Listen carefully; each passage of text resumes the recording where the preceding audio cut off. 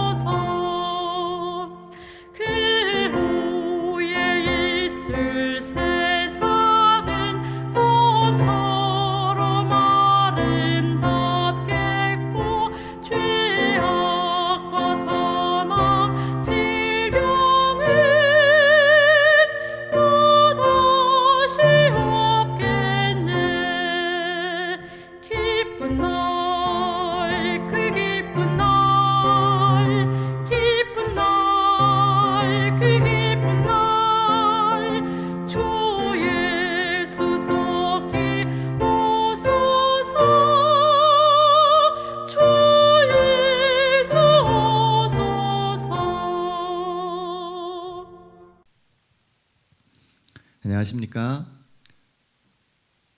화요 예배에 오신 우리 모든 성도님들을 주의 이름으로 환영합니다.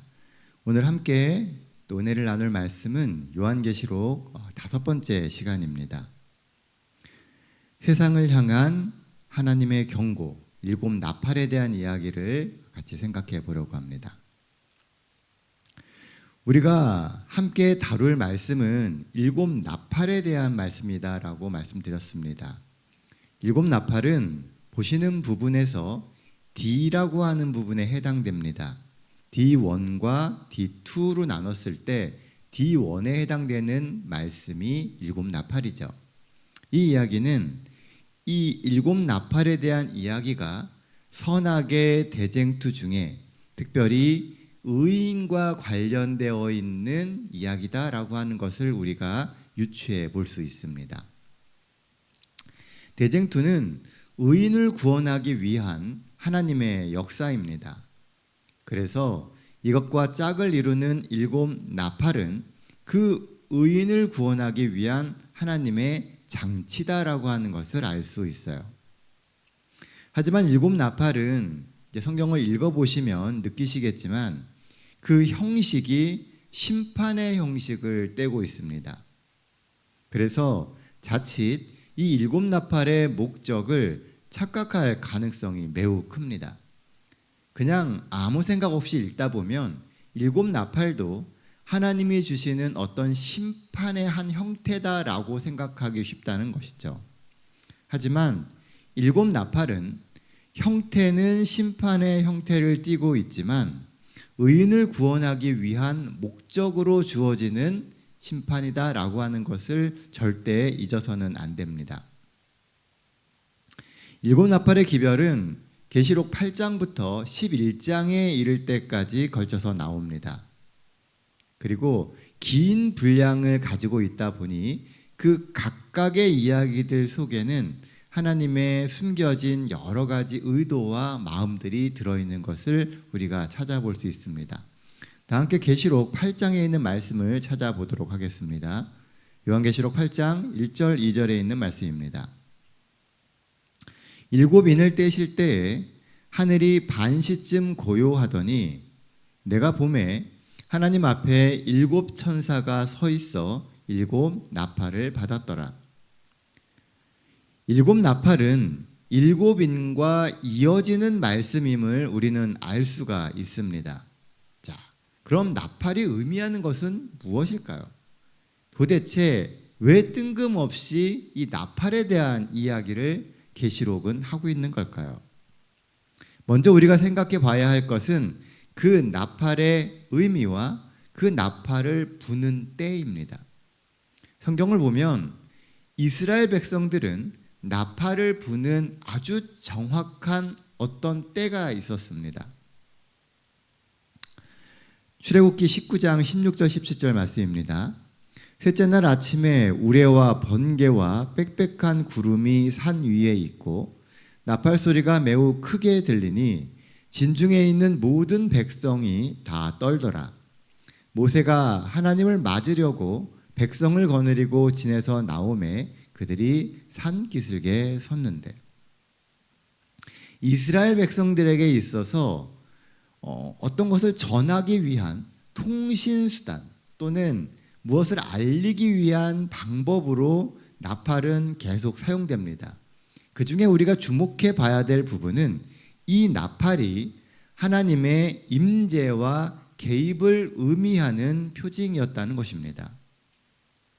빠방하고 나팔이 울리면 하나님이 이제 곧 이곳에 오시니 하나님을 경배하고 그 음성에 주목하라고 하는 의미입니다.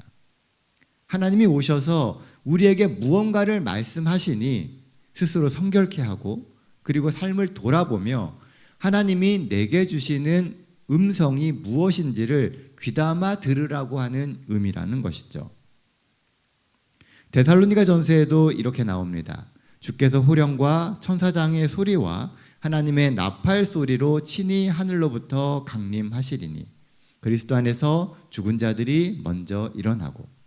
자, 이 장면은 예수님의 재림에 대한 장면이죠. 우리가 정말 많이 들어보고 익히 잘 알고 있는 성경 구절입니다. 여기도 보면 예수 그리스도께서 재림하실 때 하나님의 임재에 무엇이 함께 한다고요? 나팔 소리가 함께 한다라고 이야기하고 있습니다. 나팔 소리와 함께 친히 하늘로부터 예수 그리스도께서 오신다라고 이야기하고 있다는 것입니다. 그럼 왜 이 계시록의 이야기에서 하나님이 임재하셨느냐라고 하는 것에 우리는 의문을 품어야 합니다. 선악의 대쟁투에서 하나님의 임재에 대한 순간이 있다는 겁니다. 무엇 때문에 하나님이 나팔을 주시며 임재하시냐는 것이죠. 그것이 바로 7 나팔 기별의 핵심입니다. 하나님이 나팔을 부실 때마다 어떤 목적이 있다는 거예요. 사실 천사들이 받은 나팔을 부는 것은 6절부터 나옵니다. 그런데 3절부터 5절은 그 나팔까지 가기 위한 배경을, 또 어떤 것을 설명하기 위한 삽입구라고 하는 것을 우리는 알 수가 있습니다. 그 나팔이 주어지게 된 배경, 다른 말로 하나님이 우리의 인생 가운데 개입하시고 임재하시게 되는 그 어떤 배경, 이유가 있다라고 하는 것을 먼저 설명해 주고, 그리고 7번의 나팔이 부러지게 되는 겁니다. 왜 하나님이 7 나팔을 주셨는가? 다른 말로 왜 하나님이 우리 삶 가운데 임재하시고 개입하시는가? 인류의 역사 가운데 하나님이 직접적으로 개입하셔서 어떤 일을 벌리시고 이 세상의 흐름을 바꾸시는 그 순간이 있다는 겁니다. 바로 이 질문에 대한 해답을 설명해 주는 것이 바로 오늘 지금 보게 되는 3절과 4절의 말씀입니다. 자, 우리 말씀 찾으신 분 읽어주시기를 부탁드립니다. 3, 4절입니다. 또 다른 천사가 와서 제단 곁에 서서 금 향로를 가지고 많은 향을 받았으니 이는 모든 성도의 기도와 합하여 보좌 앞 금제단에 드리고자 함이니라. 향연이 성도의 기도와 함께 천사의 손으로부터 하나님 앞으로 올라가니라. 여기 보면 많은 향이 나오고 또 성도의 기도가 나오죠. 천사가 가지고 있는 그 금향로에 기도가 들어있고 많은 향이 들어있다는 겁니다. 그런데요, 계시록 5장 8절에 보면 이렇게 이야기를 해요. 향은 성도의 기도라고 정확하게 이야기합니다. 하나님 앞에 천사가 지금 피워 올리고 있는 그 향은 사실은 성도들이 오랫동안 했었던 그 기도들이라는 것입니다. 성도들의 어떤 기도가 하나님의 임재와 개입의 원인이 되고 있다는 거죠. 하나님이 나팔을 부시며 임재하시게 되는 이유가 성도들의 기도에 있다는 것입니다. 7인에도 보면은 성도들의 간곡한 기도가 나옵니다. 어떤 내용입니까? 우리의 피를 갚아주지 아니하시기를 어느 때까지 하시려 하나이까 하니. 성도들은 이 땅에서 그들의 믿음을 지키며 선악의 대쟁투를 싸워가며 정말 힘든 삶을 살아갑니다. 때때로 인생을 살다 보면 내가 믿음대로 정말 하나님 안에서 열심히 최선을 다해 사는데도 우리의 인생이 우리가 생각하는 것처럼 잘 풀리지 않고 힘들고 어려운 시간을 겪을 때가 있습니다. 그럴 때 성도들이 이런 기도를 하는 것이죠. 우리의 피를 갚아주지 아니하시기를 어느 때까지 하시나이까? 언제까지 우리의 삶이 이렇게 고난 가운데 있어야 합니까? 라고 하는 기도를 많은 믿는 자들이 한다는 것입니다. 그래서 이제는 이 고난과 환난 가운데 하나님이 개입해 주셔서 이 고난의 시간을 마무리해 달라고 기도하는 것입니다. 그리고 이어져 나오는 것이 바로 7 나팔입니다. 그래서 이 성도의 기도가 7 나팔을 통한 하나님의 개입을 야기시키는 겁니다.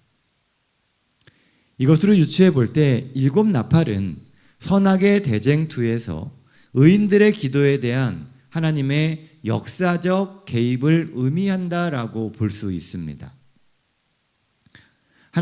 하나님께서 우리의 기도에 응답하지 않으시는 것이 아니라 하나하나 다 기억되고 향로에 담겨져서 때가 되면 하나님의 역사에 개입하시는 계기가 된다는 겁니다. 우리가 드리는 그 많은 기도들이 단 하나도 땅에 떨어지고 사라지지 않습니다. 하나님은 악이 충만해지고 선과 악이 구분되는 그 순간을 기다리고 계시는 거예요. 그러니 우리가 하는 그 기도를 결코 게을리하지 마십시오. 우리의 기도는 전부 하늘에서 모아지고 있고 그리고 곧 응답될 것입니다. 일곱 나팔은 하나님의 백성이 드리는 기도에 대한 응답으로 하나님께서 인류의 역사 가운데 개입하시는 것을 의미하는 겁니다. 그래서 일곱 나팔은 각각 불려질 때마다 성도들의 믿음을 더욱 굳게 하는 그런 계기가 된다는 거죠. 인류의 역사를 보면 순간순간마다 큰 변화의 순간마다 하나님은 인류의 역사에 개입하셨습니다.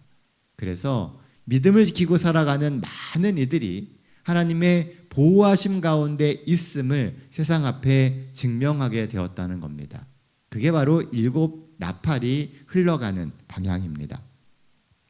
드디어 5절에 보면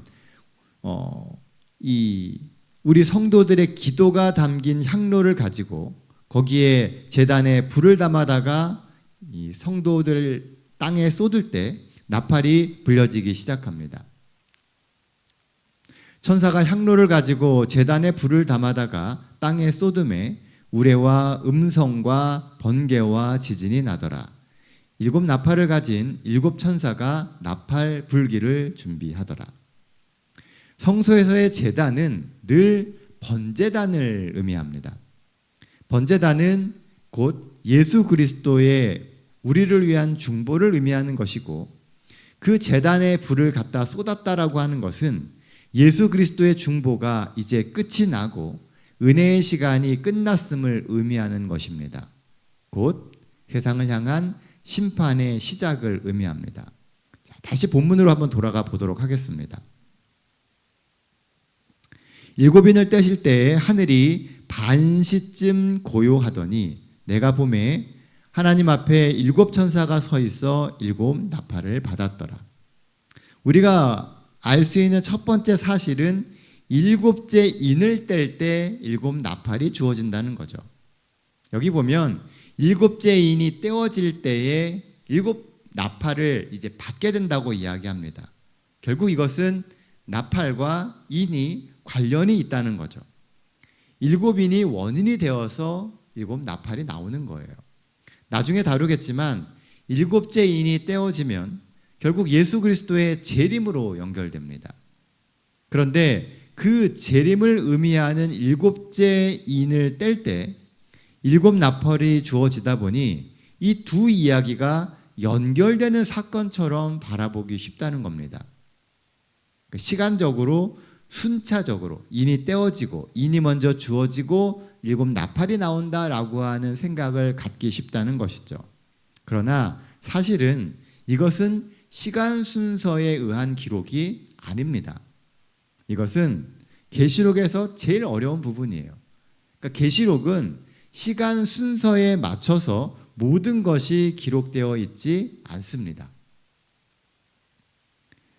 같은 시간대에 여러 일들이 일어나지만 그것을 동시에 보여주거나 기록할 수 없지 않습니까? 우리 요즘처럼 이렇게 막 멀티비전이 되어가지고 여러 화면을 동시에 보여주면 참 쉬운데 글로 기록하다 보니 그렇게 보여줄 수가 없는 겁니다. 그렇게 기록을 할 수가 없어요. 그래서 한 이야기를 시리즈로 먼저 보여주고 또 같은 시간대에 일어나는 또 다른 이야기를 시리즈로 보여주는 겁니다. 일곱인, 일곱 나팔, 일곱 재앙 이런 모든 것들이 전부 하나의 시리즈라는 겁니다. 하지만 같은 시대, 동시대에 동시다발적으로 일어나는 이야기라는 거죠. 일곱인 시리즈를 먼저 설명하고 일곱 나팔 시리즈를 설명하는 겁니다. 하지만 사실은 여러 관점의 차이에 의한 동시대적 사건이라고 보시면 거의 맞습니다. 마치 드라마에서 같은 날 같은 사건을 여러 사람의 관점에서 보여주는 것과 비슷합니다. 동시대에 일어나는 사건의 다른 국면을 보여주는 거죠. 하늘에서 세상을 바라보는 시각과 땅에서 바라보는 시각, 그리고 의인의 관점에서 바라보는 시각, 그리고 악인의 관점에서 바라보는 시각, 이렇게 똑같은 것을 놓고 어느 관점, 어떤 중심으로 풀어가느냐가 일곱 인과 일곱 나팔과 일곱 재앙과 뭐 이런 것들의 이야기라는 겁니다.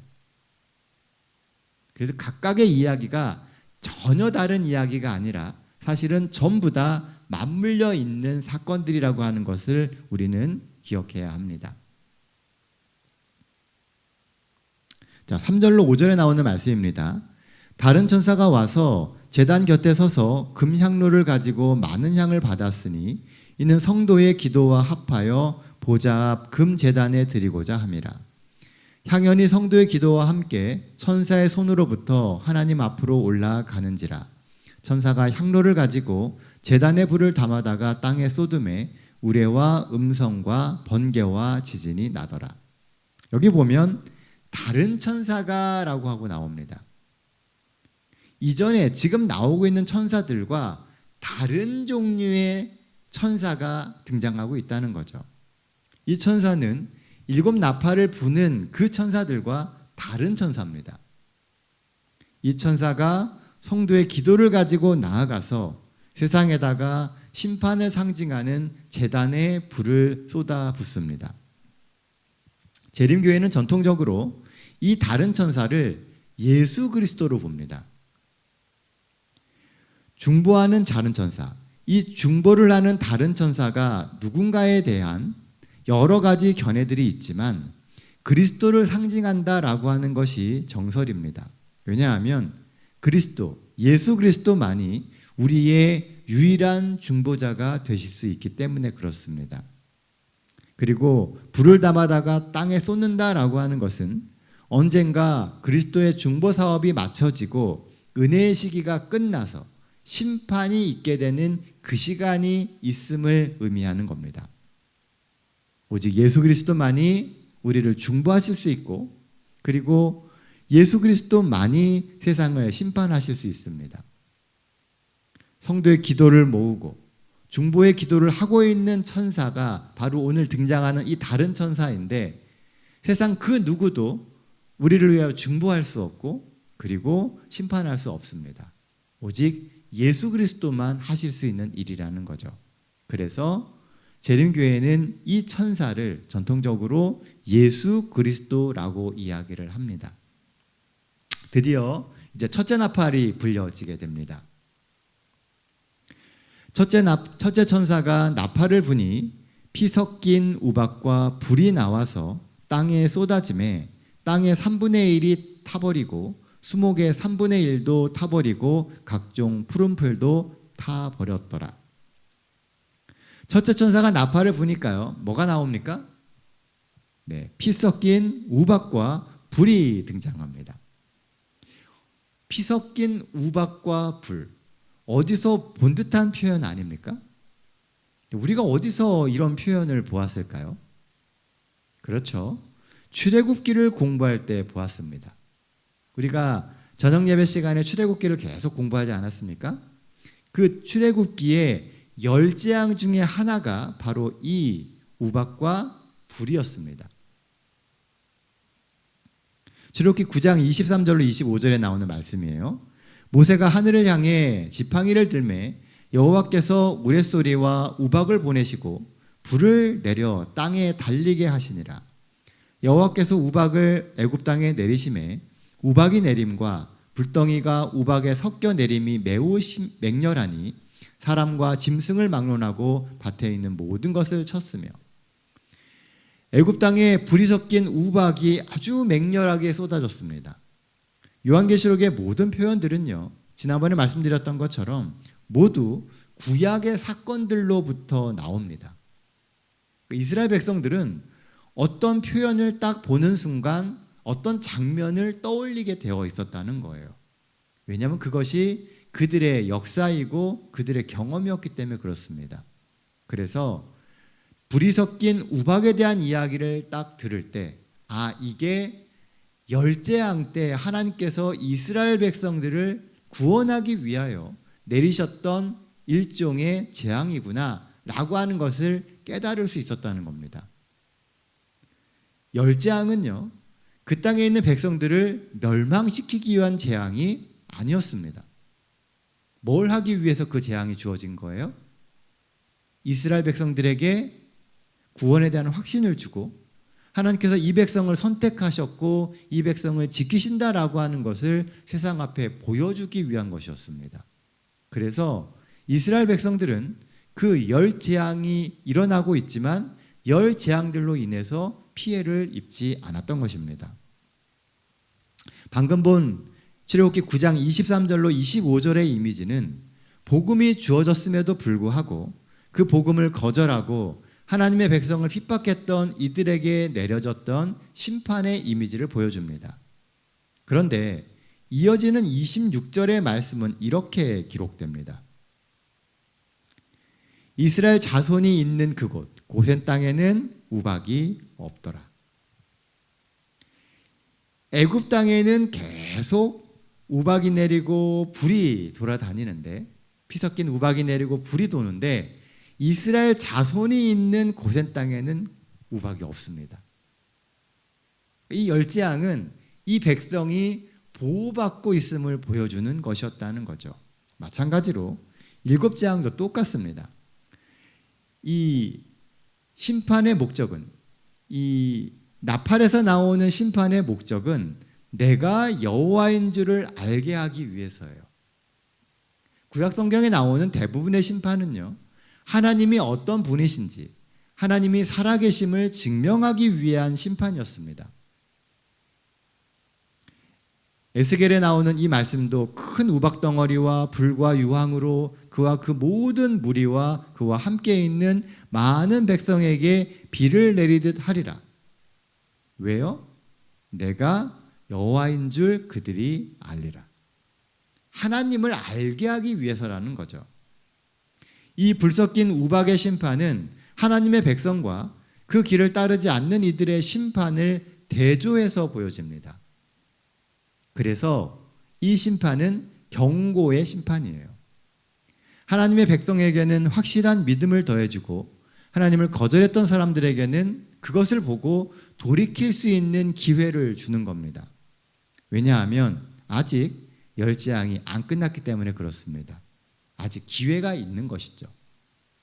일곱 나팔은 기회가 여전히 있음을 보여줍니다.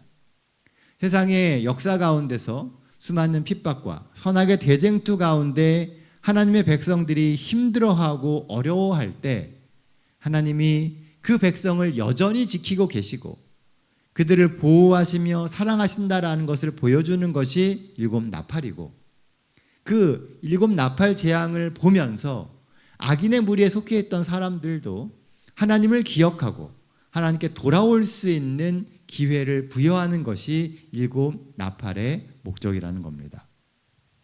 그래서 주목해 봐야 할 부분은 이런 심판이 전체의 3분의 1에게만 주어졌다는 것입니다.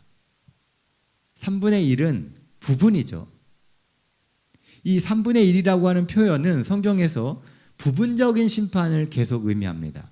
에스겔서에도 보면은 3분의 1은 전염병으로 죽고 3분의 1은 칼에 엎드러질 것이며 3분의 1은 흩어진다라고 하는 표현을 합니다. 여러 가지 방법으로 하나님께서 백성들에게 경고하신다는 것이죠. 여전히 하나님의 자비와 은혜가 그 심판 가운데 들어있는 겁니다. 일곱 나팔의 이 재앙, 심판은 하나님의 자비와 은혜가 섞여 있는 심판이에요. 자, 그럼 전면적인 심판, 그 자비와 은혜가 없는 심판은 언제 벌어질까요? 그게 바로 계시록 13장 이후에 나오는 7대접, 7재앙의 심판입니다. 이 7나팔과 7재앙이 대꾸를 이루는 이유가 뭐냐 하면 7나팔은 의인들을 구원하기 위한 경고성 심판이고 7대접, 7재앙은 악인을 심판하는 하나님의 집행적인 심판이라고 하는 겁니다. 이 7재앙 재앙 또는 그 대접은 바벨론의 멸망과 짝을 이루고 있지 않습니까? 바벨론의 멸망은 전면적인 심판이에요.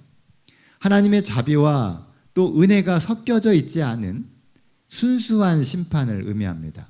그래서 7나팔과 7재앙이 대꾸를 이루는 겁니다. 또한 성경에서 이 푸른 나무와 수목은 하나님의 백성들을 비유해요. 첫 번째 나팔이 부러지니까 이 피 섞인 우박과 불이 이 땅에 내려집니다.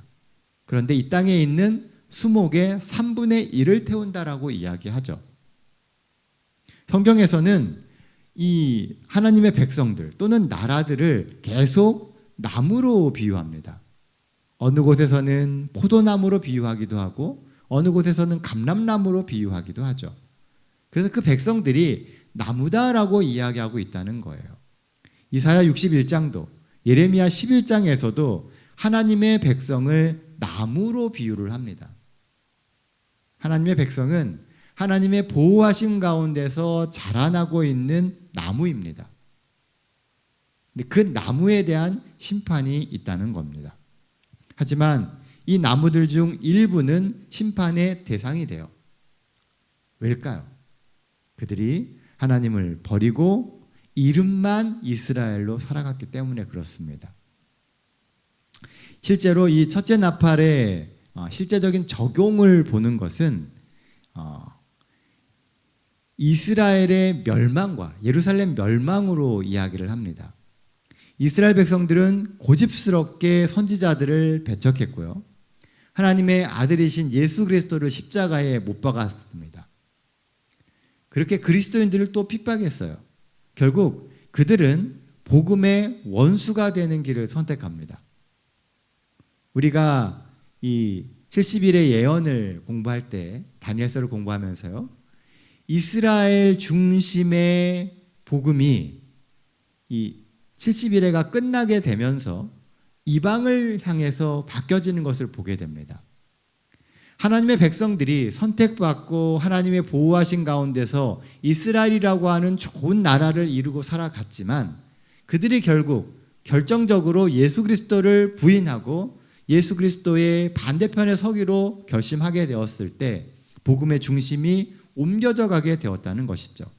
그리고 실제로 기원 후 70년경 이스라엘 수도요 유대교의 중심지인 예루살렘이 멸망되게 됩니다. 그러면서 그곳에 있었던 많은 이스라엘 백성들이 죽음을 얻게 되죠. 예수님은 이 땅에 계실 때 이스라엘 백성들에게 누누이 이야기하셨습니다. 너희들의 피하는 날이 안식일이 되지 않도록 기도하라고 이야기했습니다. 그 이야기에 숨겨진 뜻은 늘 우리가 하나님의 뜻을 구하며 시대의 징조를 분별하고 하나님 편에 서서 어떻게 해서든지 믿음의 자리를 지켜내라라고 하는 의미가 들어있는 것입니다. 이렇게 역사적으로 이스라엘 백성들, 이스라엘이라고 하는 이름을 쓰고 있던 이 민족 중에 일부가 심판을 받는 모습이 적용되는 것을 봅니다. 하나님의 인을 받고 하나님의 백성으로 살아가는 사람과 그렇지 않은 사람들의 차이가 이렇게 생겨나게 되는 겁니다. 하나님은 오늘 우리에게도 말씀하십니다. 우리가 지금 은혜의 시기에 살고 있지만 이 은혜의 시기가 영원하지 않습니다. 하나님이 우리를 사랑해 주시고 은혜로 우리를 붙들어 주신다고 해서 우리가 끊임없이 하나님을 멀리하고 거리를 두고 내가 원하고 내가 바라는 것만 하며 살아가서는 안 된다라고 이야기를 하고 계시는 거예요. 오늘 예언의 기별이 나의 귀에 들여오는 이 시간, 하나님 편에 서서 하나님의 백성으로 진실이 살아가기를 결심하십시오. 아직은 기회가 있습니다. 다시금 우리의 신앙을 새롭게 하며 회개하고 주께 돌아오는 그런 시간을 우리는 살아가야 합니다. 일곱 나팔은 시작되면서 바로 그런 결심과 깨달음이 있어야 한다라고 오늘 우리에게 이야기해 주는 겁니다. 언제나 우리의 삶은 주님과 동행합니다. 그 동행해야 합니다. 하나님이 우리에게 주신 이 복음의 기간, 이 은혜의 시간에 우리는 주님 앞에 더욱 굳건히 설 수 있는 결심을 해야 돼요. 모든 것이 평안하고 모든 것이 가능하기 때문에 아무렇게나 이 시간을 보낼 것이 아니라 이 은혜의 시간에 다시금 내 삶을 돌아보며 세상의 여러 가지 징조를 바라보면서 더욱 믿음 위에 굳게 서기로 결심하시는 우리 모든 성도들 되시기를 바랍니다. 그래서 일곱 나팔을 통해서 다시금 우리의 삶이 주께 돌아오는 우리 동탄 새하늘교회 모든 성도들 되시기를 간절히 바라며 오늘 말씀 마치도록 하겠습니다. 자, 기도하겠습니다. 은혜로우신 아버지 하나님, 언제나 저희들을 사랑해 주시고 늘 저희들과 함께 동행해 주시며 저희들의 인생을 이끌어 주심을 인하여 감사드립니다. 역사의 많은 순간들마다 하나님께서 경고의 나팔을 주시고 마지막 때가 다 되었음을 우리에게 깨닫게 해주시는데 우리가 짐짓 모른 채 하며 우리가 하고 싶은 것, 우리의 욕망을 따라 살고 있지는 않은지 다시금 생각하게 하여 주시옵소서. 삶을 돌아보며 다시 주님께 돌아올 수 있는 믿음의 개혁이 있게 하여 주시고 주 안에서 거듭나며 새 능력으로 더딥혀지는 저희 모두가 되게 하여 주시옵소서. 그래서 이 마지막 시대 세상을 향해 온전한 그리스도의 복음을 전하며 구원의 손길을 펼칠 수 있는 저희 동탄 새하늘교회 모든 성도들 되게 하나님 인도하여 주시옵소서. 이 일주일의 삶도 늘 주와 동행하게 하시고 주님과 함께하는 생활을 통하여 세상에 빛되는 삶 살 수 있도록 하나님 축복하여 주시옵기를 우리 구주 되시는 예수님의 이름으로 기도드립니다. 아멘.